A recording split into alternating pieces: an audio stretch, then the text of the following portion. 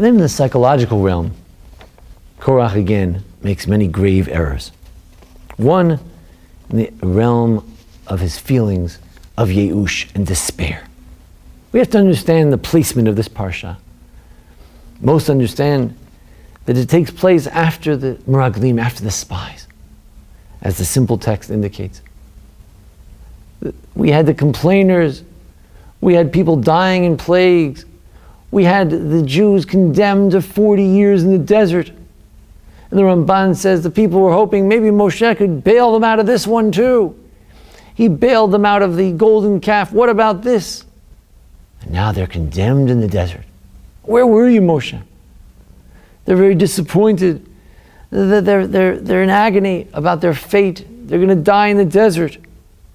They've reached a point of despair.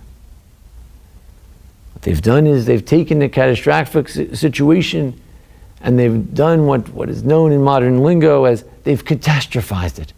They've taken it from the great catastrophe that it is and they've escalated it even further. Well, we're rejected by God. We're going to reject Moshe. If we reject Moshe, we're going to reject God.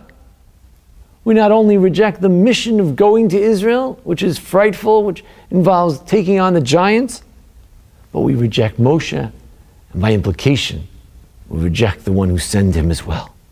They're escalating the problem. They're catastrophizing beyond the immediate catastrophe and making it even a bigger catastrophe. They can't live with the moment that they will be with God in the desert, led by the clouds of glory for 40 years. A dor daya, a generation have an opportunity to learn with Moshe Rabbeinu. Life is not over, but instead they catastrophize it and they escalate it and they make things worse. Secondly, there's no sense of the other side. It's black and white. Moshe is wrong, Moshe has wronged them, they're right, and they can't hear. Vayomun lo na'aleh, they said to Moshe Rabbeinu, we're not going to come listen to you. We don't want to hear what you have to say. There is no other side. There is no other hand. They have the inability to hear any other views.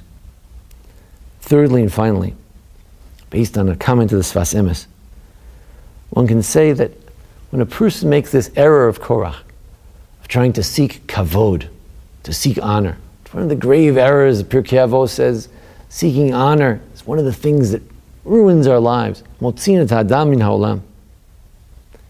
Seeking honor is not only an error in that you shouldn't need that extra honor. You should be satisfied with what you have. But it shows that you have no appreciation of where you are right now. Korach, a great leader among the Levites, you don't appreciate that? You don't appreciate the role that you do have? You want that promotion, but you don't appreciate what you're doing now? You're not doing what you're doing now with great zeal and great zest. You who are able to carry the vessels of the Mishkan, you have a great job. Sameach b'chalko, to appreciate what you have. To stop looking at what you could go, where you could go in the next step, but where are you now on this step? And what could you do with it? This was another psychological error of Korach. These are three places we don't want to go. We don't want to catastrophize. We don't want to escalate. We don't want to stop listening to the other side. And finally, we don't want to seek honor, not only because we don't need it, but because it shows that we don't appreciate where we are right now. Finally, Korach made an error in the philosophical realm as well. In the philosophical realm, Korach says, Ki kol ha'ida kulam kedoshim, u'v'tocham Hashem. Oh, all of the nation of Israel is holy, and God is among them. This rings true. Korach's words ring true. Didn't we learn that the Jewish people are a holy people, a holy nation? Not really. He's misleading you. He's misreading all of us, the readers. Because the truth is that the Torah says, yes, kedoshim to you. You shall be holy. You should be holy. You are commanded to be holy. It doesn't say you are holy. V'atem tiyu li mamlechet kohanim v'goy kadosh. You shall be to me, you should be to me, a priestly nation and a holy nation.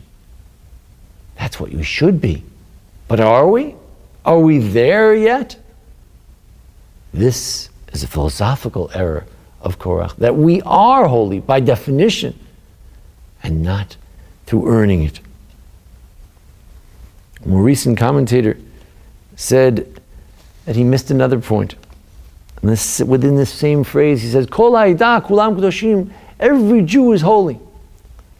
He says, no. Kadoshim to you, y'all shall be holy. Atem tiyu li mamlechet kohanim v'goy kadosh, you're a holy nation. As one unified body together, we can achieve great holiness. But with division, with machloket of Korach, with that, there's no holiness.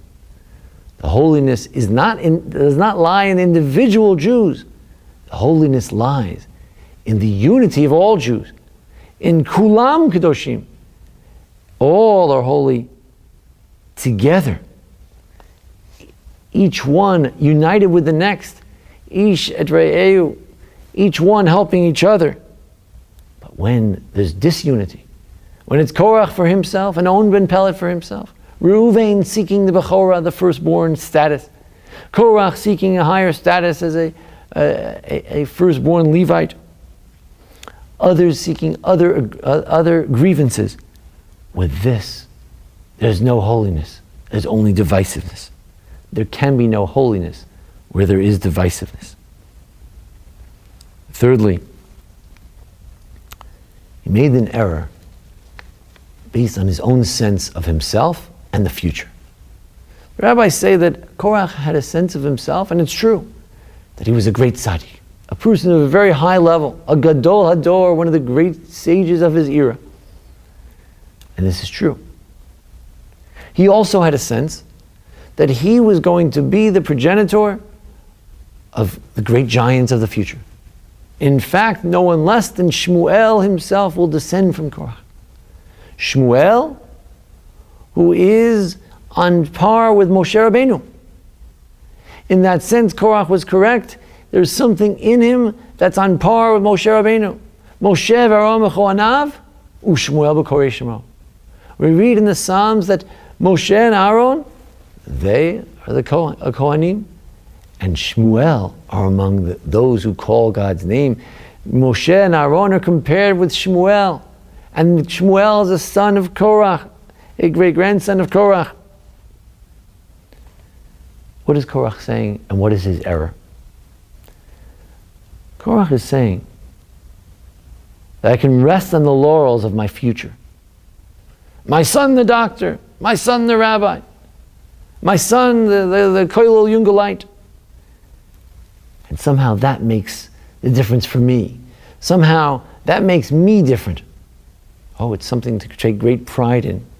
And Korach should have taken pride, and wherever he is today should take pride in it. But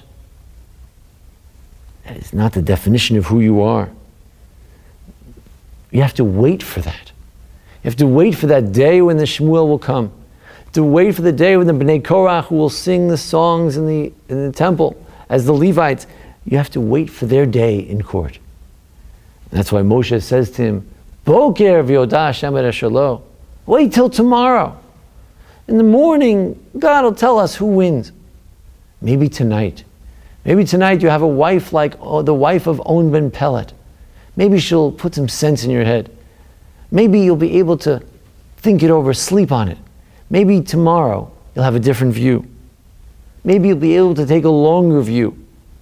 That tomorrow is not today. That there will be a day when the Galgal HaChozer Ba'olam, when your children, Moshe, will be worshiping idols.